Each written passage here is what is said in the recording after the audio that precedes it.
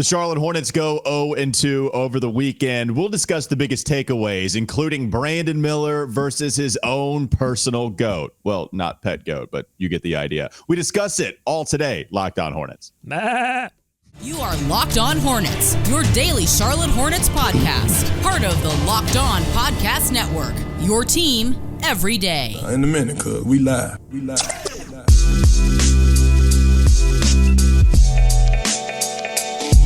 Pretty good goat sound, honestly. I didn't know you were good at that. It's Locked On Hornets, part of the Locked On Podcast Network. It's your team every day. Thanks for making us your first listen. We're free. We're available anywhere you get your podcast, and that includes YouTube. There's Doug Branson. Find him on his Substack, everyhornetsboxscore.com. There, you can also get his sub text information. You can listen to me on WFNZ every weekday from 12 to 3 p.m. Sports Radio 92.7 FM. Don't know if you guys were watching college basketball all weekend. I was too, but also making sure that we got our Hornets coverage down. And so we're going to update you on anything you might have missed after watching NC State go on this miraculous run. Watch out. Last segment, we might talk about the best chubby Charlotte Hornets basketball players of all time. That might be a thing. You know, in honor of DJ Burns, baby, bringing down the house. Love yeah, awesome stuff from DJ. So that'll be the link there. We'll make it local. We need to talk about some of the big storylines. And over the weekend with the Hornets, they lose to Golden State. They lose to the Clippers. It's expected at this point. But we are looking at some of the biggest notes over the weekend. And Doug, I think all of us can agree there was some anticipation between Brandon Miller facing Paul George because it became such a wild take from Brandon Miller through the interview process as he was getting drafted. He said Paul George wasn't his favorite player. Nobody would care if he said it was his favorite player, but He said Paul George was the GOAT. He said Paul George is the greatest of all time. This is the same Paul George right now, by the way, where it looks increasingly more like he's not going to come back with the Clippers, which would be interesting with them moving to a new arena. So Brandon Miller, his own personal GOAT, it is Paul George. He went up against him in this game, and both of them had a pretty good game here, Doug. 41 points for Paul George. He was 8 of 12 from three-point range. Brandon, he was amazing. He was on fire in this one. 22 points for Brandon Miller, 5 of 13 from beyond the arc, 6 rebounds, 4 assists. That's nice. Only 2 turnovers. So pretty solid, not amazing, but really, really solid game from Brandon Miller, the rookie. What did you make of the battle between these two and somebody that Brandon Miller idolizes? Solid game from Brandon Miller, but I don't know if you could tell, but it seemed like Brandon Miller really got up for this matchup, right? For sure. I mean, he wanted the ISO possession against Paul George. He wanted the challenge. And from the jump, they tried to trap Paul George in the corner, like on one of the first possessions of the game. Brandon Miller and Nick Richards double him in the corner, and Paul George gave him a little shoulder and pushed Brandon Miller out of the way. And then later in the game, it was Brandon Miller giving Paul George the shoulder as he hits the step back three, as the crowd had the oohs and the ahs for that one. And there were a couple of those moments where you could see Brandon just fire in his eyes, wanted to show his idol that he had been studying his game and copying his game and was going to use his game against him. And I love that, and here's why. Because the Hornets right now don't have much to play for except to get better for next season. They don't have meaningful games in terms of playoff positioning, and they won't have any meaningful games in the postseason. And so I love that Brandon takes this opportunity and he played it like it was one of those meaningful games. And while, Miles Bridges did a majority of the scoring for the team, it wasn't like, Brandon Miller was sort of the top player of the team in this one. He was up for that matchup, and I really loved seeing that as really, watching Paul George Walker is like watching, taking a time machine into the future to watch Brandon Miller. It's really exciting. Their games are similar. I wonder just how similar they're going to be as Brandon Miller grows within the league. But I like the whole attitude as well. If one thing is a glaring takeaway of how the kid is going to be all right with Brandon Miller, you can go to the three-point shooting. You can go to a lot of just skill stuff with him. Clearly amazing. But it's the attitude that we've talked about from the very first week of his NBA career, getting to watch him out there on the court, compete, and have the right kind of attitude. And Doug, to the exact T, to the decimal point, exact right attitude, because there does seem to be this genuine respect for the legends of the game or the best players in the league, but also he wants to compete so badly against those guys that he's not going to back down to anyone. And that's a little bit of a cliche. Like, we overuse that. Oh man, he's not going to back down from anybody. This guy is a dog. He's got the dog in him. And then, they don't do it the right way. But with Brandon Miller, he clearly loves watching Paul George, but he also wants to make sure he destroys him, and he takes it as a personal challenge. And then as he grows older, I would imagine he's even doing like the team competition right stuff. But right now, we're here for the one-on-one battles. We want to see you cross up Jonathan Isaac, maybe the best defender in the league. We want to see you cross up Paul George, the guy that you made pretty much this viral sensation of being the greatest of all time, because it's one of the weirdest answers we've gotten to that question before. So I want to see you cross that guy up. I want to see you take it at him, and also for him to deliver, like for him to hold his end of the bargain. That was really cool too. I think that made for good theater. I go back to Chad Ford all the time, Doug, and what he said about like what he's learned throughout the NBA draft evaluation process. And if I knew then what I know now in the evaluation process, it would be to put more stock into the guys that I hear put a lot of work in, that have the right kind of motor, that have the right kind of drive. And so it goes back to what we said with Brandon. He's not going to fail, and he's doing even more than that. And it's because of that kind of attitude that he has, that like, it's exactly right. Competition, respect, all of it. It's so good to see from your star. Well, Clifford talks about that all the time, too. That the best teams in the league are filled from player 1 to player 11 with guys that have the right attitude, want to get better, put the work in every day. And it doesn't matter how good you are. It doesn't matter if you get to Kevin Durant level skill. You still every summer are coming in. What can I improve on? What did I fail at last season? How can I improve on that? And Brandon Miller does seem to be one of those guys. One of the things that he has to improve on is playmaking, and I thought it was interesting to hear from Miles Bridges after the Warriors game when he was asked about Brandon Miller. He said, quote, "We know he can score the ball, and we know he could guard. He's got to get better at his playmaking. I think he's made a huge stride at that. He's already patient with the ball. His pace of the game is good. Once his passing gets better, I think he's going to skyrocket." It's because that's unquote. But that's the Paul George mold. It's scoring, yes. He could as Clifford said after this game, he could have gone for 60 if they had not thrown, the kitchen sink at him defensively and thrown double, sometimes triple teams at him. So it's scoring, yes, but it's also being committed to the defensive end of the floor. We've heard Brandon Miller talk about that. He's got to get stronger in order to be that impactful player, but we've heard him talk about it. That's good. But it's also the playmaking. Paul George is like an incredible passer as well. I think Brandon's answer to that question, him being his GOAT, was weird at the time. But the more that people have started like asking people about that and peeling back some layers on some younger guys, it's not all that odd. Like a lot of young players in Brandon Miller's sort of age group idolize PG because he can do everything. And that is what sort of is the model of NBA player now. It's not guys who can solely score. It's not guys, who can solely, make plays for other people. It's guys that can do a little bit of everything. And that's Paul George to a T. You know what? I think with Paul, the Paul George comparison is interesting just because of his own position in the league and what it's been for a while. Because, Doug, it's actually been a really long time, like a decade. It's crazy to think about that it was 10 years ago when Paul George was the best player on the best record in the Eastern Conference, going to a 7-game series with role players and specialists around him against LeBron James, and damn near going to the NBA Finals. Like it was one of those things where you're always going to give LeBron the benefit of the doubt, but Indiana gave them fits. And Paul George was the best player on that team. But we don't think about him that much anymore because, one, it was so long ago, and it's been a long time since he's been the best player. One, you have the phase-out Indiana process where, okay, Roy Hibbert gets played out of the league overnight. David West just gets a little too old. Father time starts to set in, and the Pacers are like a 7-seed, 6-seed in the Eastern Conference fizzling out. Okay, after that era is done, then they trade him to Oklahoma City, not the best player on his team anymore. That belongs to Russell Westbrook. Nerds might disagree, right? Just saying Russell is the MVP. Then he goes to the Clippers unexpectedly. he's not the best player on his team again. So we view Paul George as this secondary best player. But if you go back to the Pacers, I wonder if that's what we can try to copy and paste to Brandon Miller. Can Brandon Miller be the Paul George in Indiana?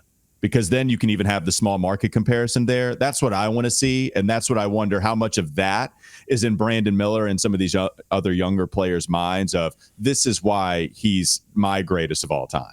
Brandon Miller said after the game he's going to work out with Paul George in the offseason. He's looking forward to it. And if you're correct that Paul George might not be returning to the Clippers next season, I'll tell you what I want to see. I want to see old Brandon Miller get his recruiting hat on, talk to his boy PG, get him in the CLT. Jersey swap. It happened. If you do a jersey swap, then you might just like the guy enough to come play with him. That would be sweet. All right, let's move on with some other takeaways coming up next on the Locked On Hornets podcast. Don't go to sleep on the Hornets just yet. We have another game to discuss as well. The Hornets played Golden State in an L. We'll talk about Steph Curry's performance as well. That's all still to come on Locked On Hornets.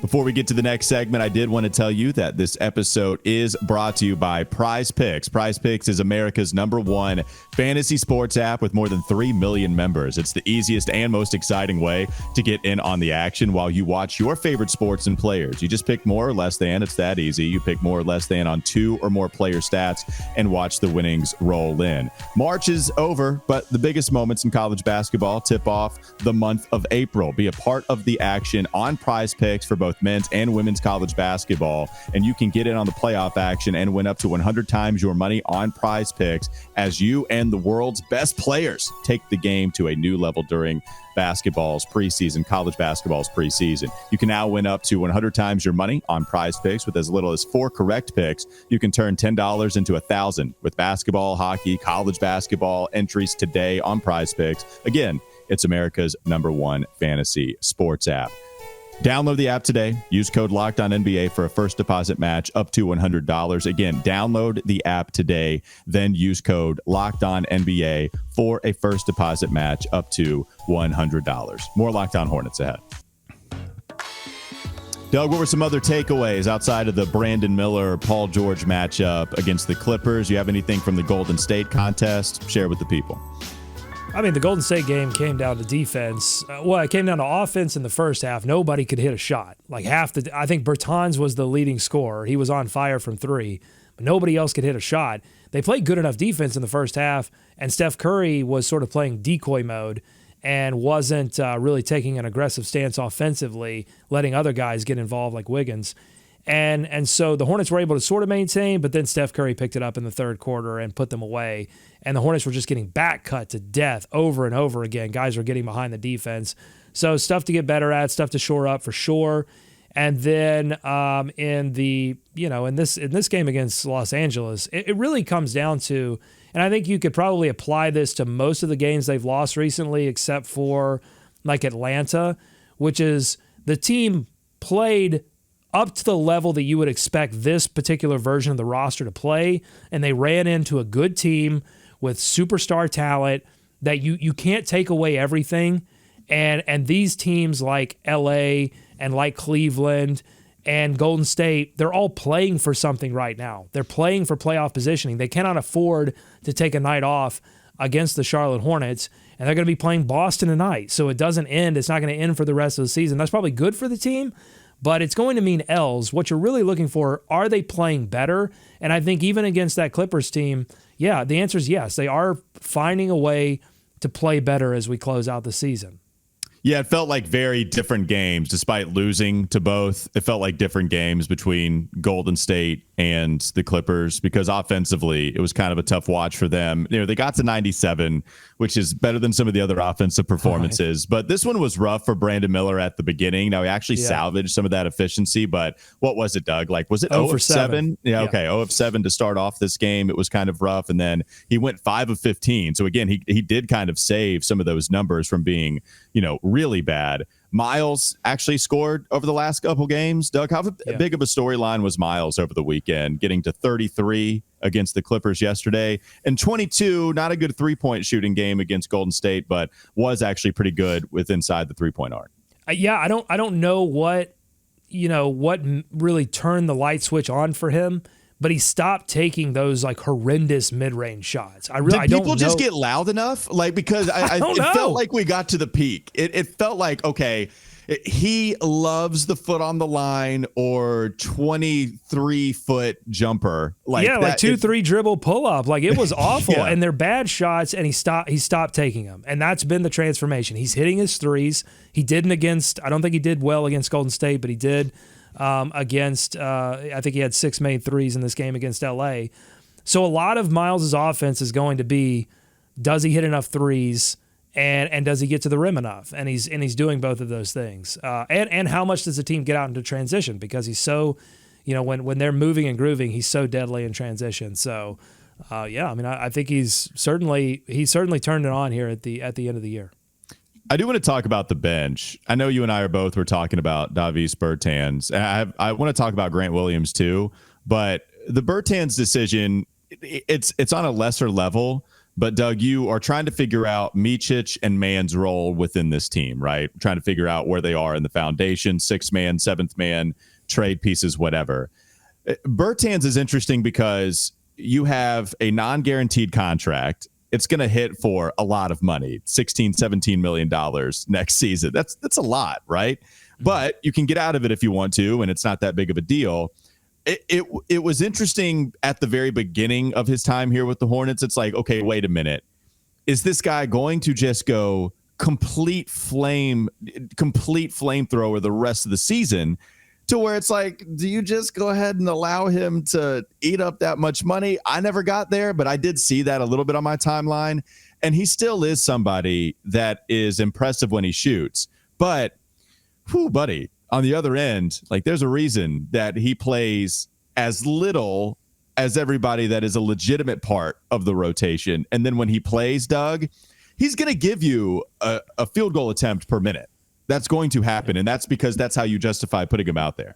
Well, his role right now is a lot larger than it should be. Yeah, I think that's a lot of the problems that we're seeing with Bertans, which are mainly on the defensive end of the floor, where good team defender knows where to be, but if the ball is in the hands of an offensive player that is going one-on-one with him, it's over. Like, it's just game over. They're getting by him, and you saw this against LA. You saw him get back cut a lot, which you don't see as often against Golden State, but against LA, just 1v1 matchups, they're eating him alive, and then that causes the ball to go into rotation, and good teams are getting it to shooters. And against LA, it was Norm Powell was just getting open time after time, both on the double teams on Kawhi and on Paul, but also on breakdowns that started with Bertans. And so really it comes down to, can Bertans hit 5 or 6 threes to make him a plus player?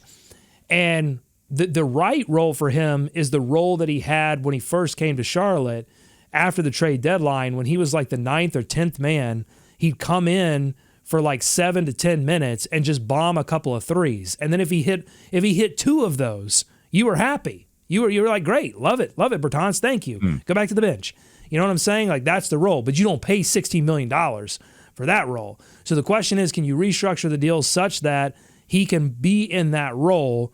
The problem is, Walker, is if they do have a few injuries and then you have to depend on him again like they are now, that's when you run into trouble. So it's going to be a tough call for them. I think ultimately, if you ask me to predict right now, I think Bertans is one of the players from this trade deadline haul that gets moved to the cutting room floor and finds another team next season. Well, and it's the right decision. Like, he's fun as hell. I mean, but we also understand, look, if we really want to do this thing where we take a next step and we're trying to figure out what guys we want to keep long term, man, that's too much money for guaranteed. If you restructure, that's fine. Like, you're right. You're not keeping him at $16 million. That's not really all that logical to do that. So if you want to keep him, it has to be something less. And even Steve Clifford is telling you, like, with this roster, with the lack of health that we have right now, he's still averaging about 17 minutes per game. Like, it's still not even all that much. And that's with the roster way less healthy than we want it to be, even with some guys that kind of are at his position. So you're talking about, you're right. I think that's the person that you're talking about that's out. And he went on a hot streak at the very beginning of the month. He was in double digits for every single game for those first 5 games. And then he went on a real cold streak, having only reached double digits one time in the very middle of the month to basically until Golden State, when he scored 14 on 50% shooting. And then he had another nice shooting performance against the Clippers.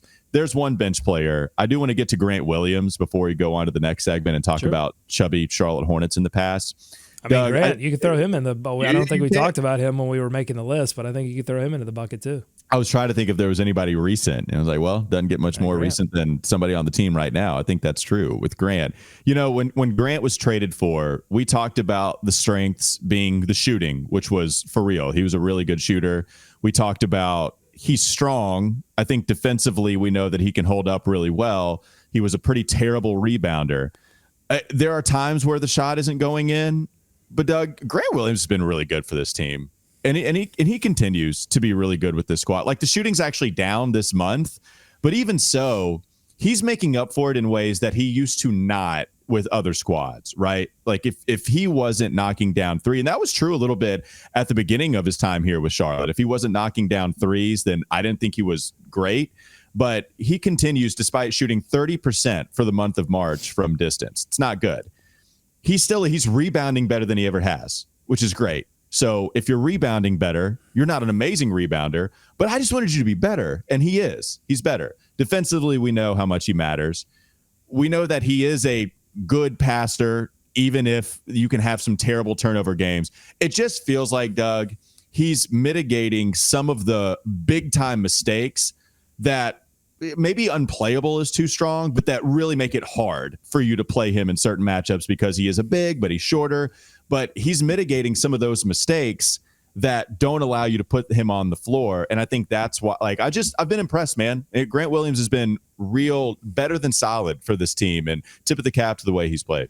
Yeah, he's been an impact player off the bench. And really, if you're a bench player right now, because the rotation without Poku, it's like down to 7 guys. Like, he refuses to play Thor and McGowan. Like, this is crazy that Thor and McGowan's can't get any more minutes after as much as they played before the trade deadline. It is astounding that they cannot get more minutes than they did last night against LA with Poku out. But if you're a bench player right now, you're essentially a starter. Like, you're getting as many minutes as everybody else except for Brandon and Miles. So, but he's been an impact player. I will say, though, against LA, he had the defensive play that probably ruined any shot of them getting back into the game. And I don't know if when you were watching this, if you heard this, but it was in the fourth quarter. The Hornets were down 7, and they doubled Kawhi. Grant Williams moves to the post to guard Zubac, and he was supposed to leave the paint and go to the corner to contest the Norm Powell because the ball rotated around the second side of the floor and got to Norm Powell. He was supposed to go out, and then Brandon Miller was supposed to take his spot.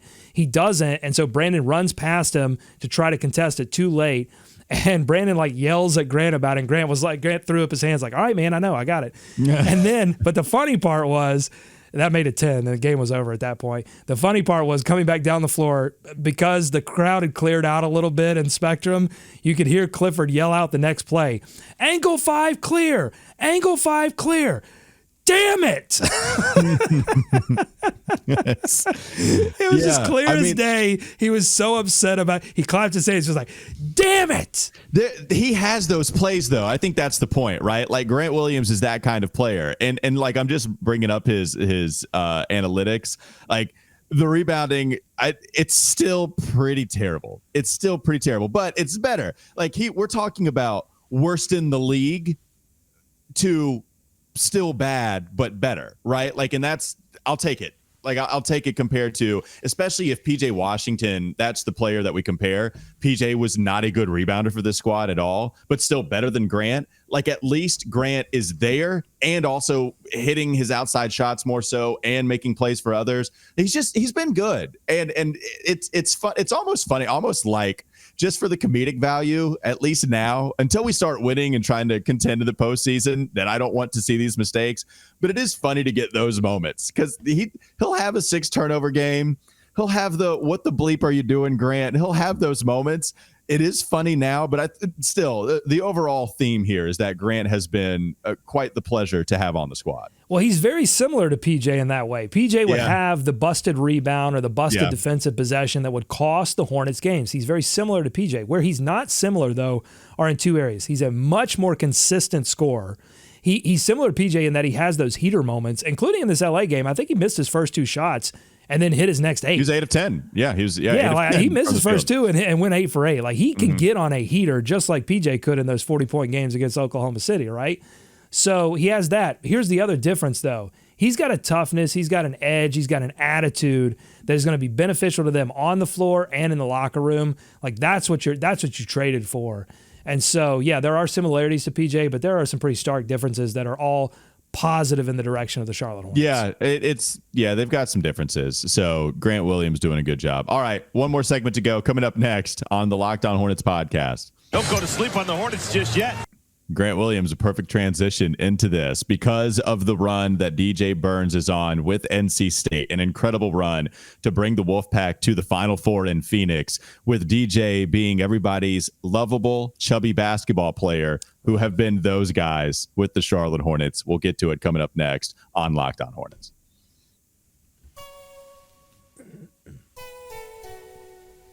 Did want to tell you before we go into more DJ Bertans conversation that this episode is brought to you by Fire TV, Amazon Fire TV. Fire TV is your destination for sports, from live games to highlights to in-depth analysis.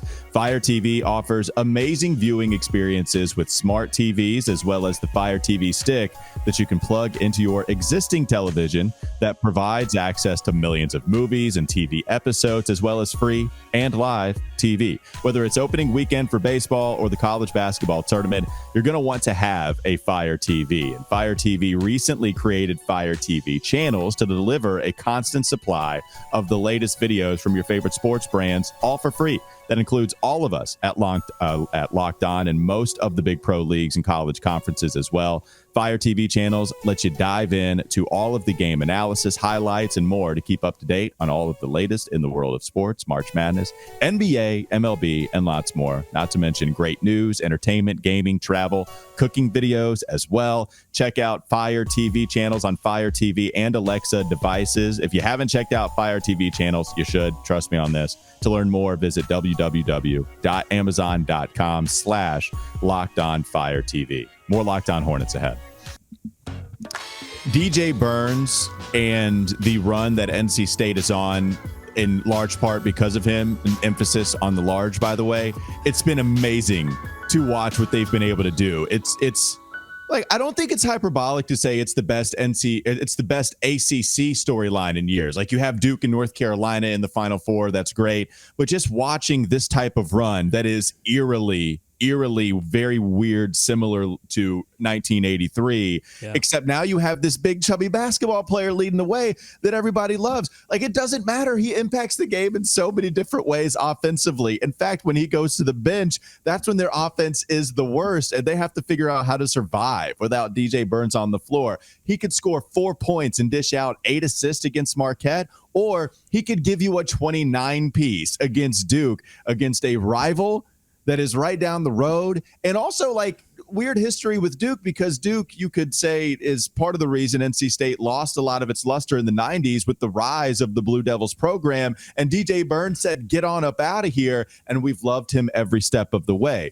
Doug, because he is everybody's favorite chubby basketball player, we wanted to bring this hyper local and talk about all of the lovable chubby basketball players on the Hornets roster throughout the years. And I didn't realize this, but we got a lot. Like, we got an extensive history of lovable chubby ball players. Yes, and before we get to this list, I just have to talk about my lovable meatball with the red gravy, DJ Bertans, because I want to be very clear about what we're about to do. This is not, what we are about to do is not fat shaming. Well, at least not on my part, because look, I've had a dad bod before I was a dad. I wasn't blessed like my friend Walker here with the lean cuisine physique. The metabolism that won't stop. Like, not me, folks. All right. So there is no fat shaming here.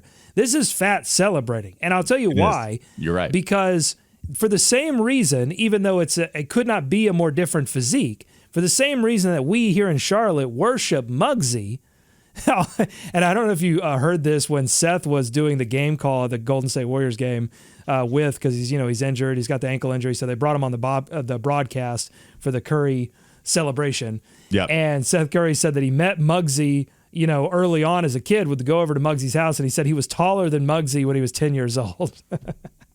It's like, Seth, why you got to throw this tray at Muggsy? I remember being so obsessed with the NBA and the Hornets as a kid. Like I'm a tall dude. Like when I was in third grade, I got to 5'3", and that was I don't know how tall I was in any other mark, but I knew I was as tall as an NBA player once I got to third grade, and that's what made me happy. It's ridiculous. Okay, so the reason we're happy, the reason we love it, is because for just a brief moment when we watch these players, we imagine ourselves in their spot. Oh, I'm not as tall as some of these other monsters, but look at Muggsy.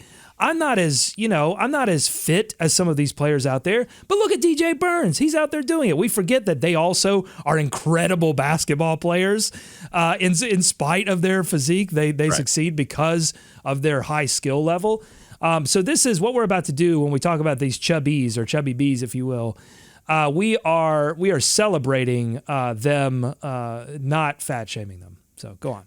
No, you're right. We are absolutely celebrating. Part of this is too, like, it's the novelty. We love it. There's not anybody that looks like that regularly, but also it is because it is so obvious. I mean, we would be just kind of, okay, DJ, bro. Like, no, DJ knows it. We know exactly how obvious it is for him, but also the quickness that he moves with at that kind of weight. It's stupid. Like it's nuts to see him constantly beat guys baseline on a spin and then the touch. It is amazing to see him play like Hakeem Olajuwon at that kind of size. And so now we love him so much. And as we go down the list that are on the Charlotte Hornets all-time roster, Doug, we wrote the list. Like, we have it in front of us, and yet we forgot to include somebody that actually has a jersey currently hanging on your wall. I think Baron Davis is a great place to start because it's not somebody we talk about a lot. Also crazy athletic.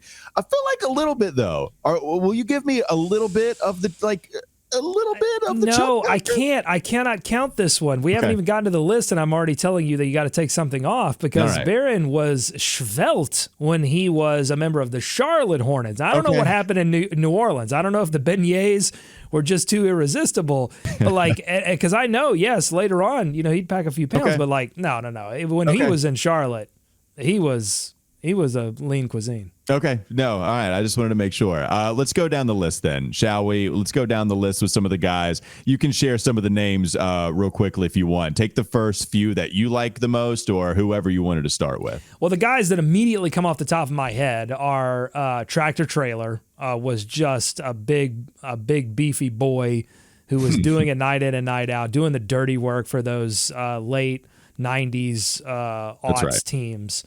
And then Boris Diaw. Unfortunately, that was, I would like to avoid the ones that have a little bit of a negative connotation because that one was, are we talking about our players that were successful and they happen to be chubby? Because like Boris was not chubby, then became chubby, was out of shape and criticized for it.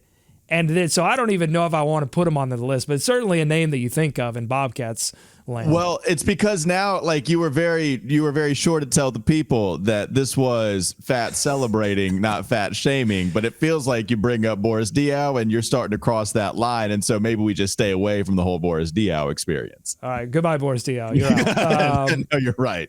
So about Raymond Felton. Raymond Felton definitely was a chubby boy. We celebrate it because it's the fact that when you do stuff, it doesn't seem like you should be able to do at that size. That's what makes it so fun. And Raymond Felton did get big, but also this was the leader of the fast-paced offense with the Tar Heels that won the championship, and then was also a pretty good basketball player, especially got better as his career went on, right? And was fun, makes the top 30 list, at least according to Walker Mail on the all-time Hornets.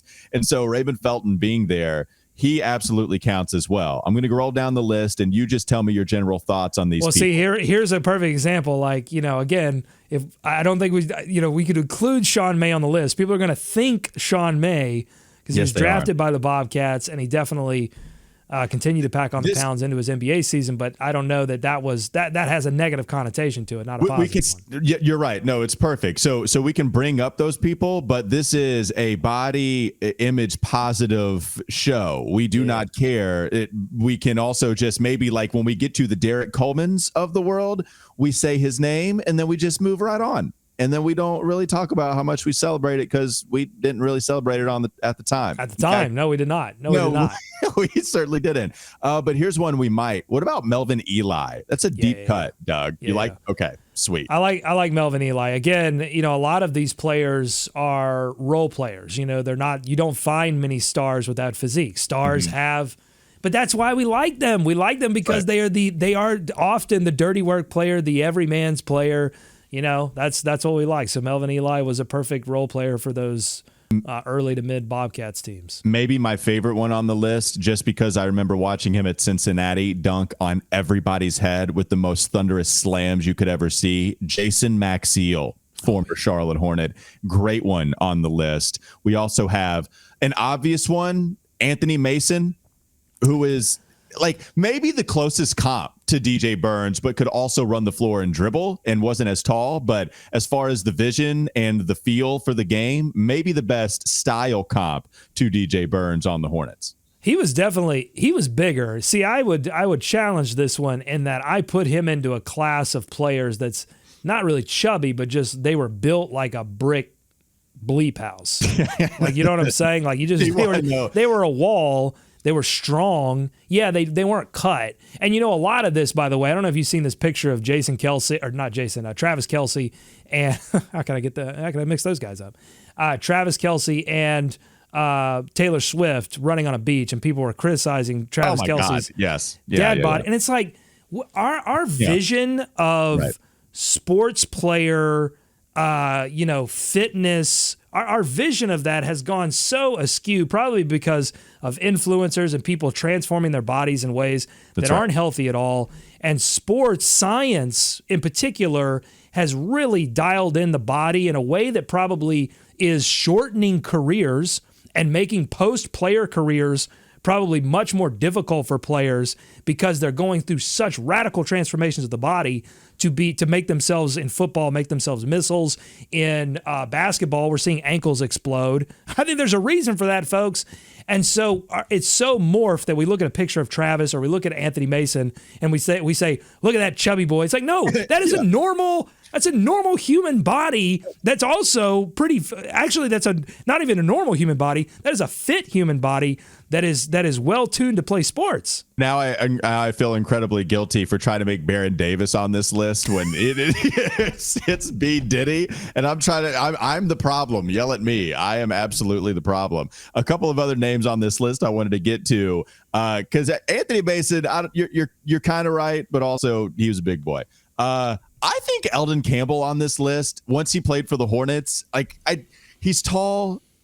If you compare him to his Lakers days, I think that's where I maybe get the mix up here. But Eldon Campbell is a little bit debatable. We also have PJ Hairston, who is probably the most athletic of the players on this list. That guy could fly and shoot. He had all of the skill set of your supercharged athletic Derrick Rose type point guard, except in a bigger body and not that athletic. But play with me for a little bit here. That was what his skill set was in a body that said, hey, he should be the old man at the YMCA down the street. Yeah, he had a bowling ball body, and unfortunately for PJ, he had a bowling ball for a head too. There's just not enough upstairs that could keep him in the game. Sorry, but PJ was fun to watch. Dwayne Bacon wasn't a chubby boy, but his name sounded like it should. There are a group of names that sounded like they should have been our chubbies. Right, except Dwayne was the exact opposite. He was the person that hurts the body image for people because that's somebody that really hurts you. Last one here. I don't know, I have a basketball card of Corey Maggette where he looks like the most cut player in the NBA, but you were saying maybe it got a little Maggette spaghetti once he came to Charlotte. Yeah, bowl of Corey spaghetti by the time he got to the Bobcats. That was just a weird time. Yeah. Bobcats had, it really was. That's what I'm saying, folks. You know, as tough as this era of Hornets basketball is, a lot of losing. They are going to be in line for, you know, another good odds for the number 1 pick. So that should be exciting. But, you know, it's tough to get these losses. Even though they're playing better, it's tough to deal with these losses, okay? But at least this organization, even under the latter years of Jordan, were making moves that you could agree or disagree with, but they were rational moves. The things that the Bobcats were doing at that time, nobody could make any sense of them. They just made zero sense. No one could justify them. And so that take heart in that, folks. That I think even under this, new ownership group, whatever happens, whether it works out or not, I'm pretty confident that whatever they do is going to make some rational sense, and it's going to make sense in the fact that it's like, oh, they're trying to win basketball games. What they were doing in the Bobcats, again, insane. I like that. Hey, pull for this team. They're trying to win basketball games. That's the slogan. That'll do it for Locked On Hornets. Let us know if we missed anybody. I'm sure we did. At Walker Mail, at Doug Branson, LOH, at Locked On Hornets. And then go follow Doug's work on his Substack, everyhornetsboxscore.com, and text him as well on his subtext about some of the basketball players we might have missed. Listen to me on WFNZ every weekday from 12 to 3. Thanks for making us your first listen. Check out the Locked On 24/7 channel on YouTube. You're not going to want to miss it. And honestly, you really can't miss it. Anytime you tune in, it's going to be on. It's 24/7, folks. This is Anchorman 3 style. We got it rolling here on the Locked On Podcast Network. Have a great rest of your day. We'll be back with you tomorrow. Bye-bye.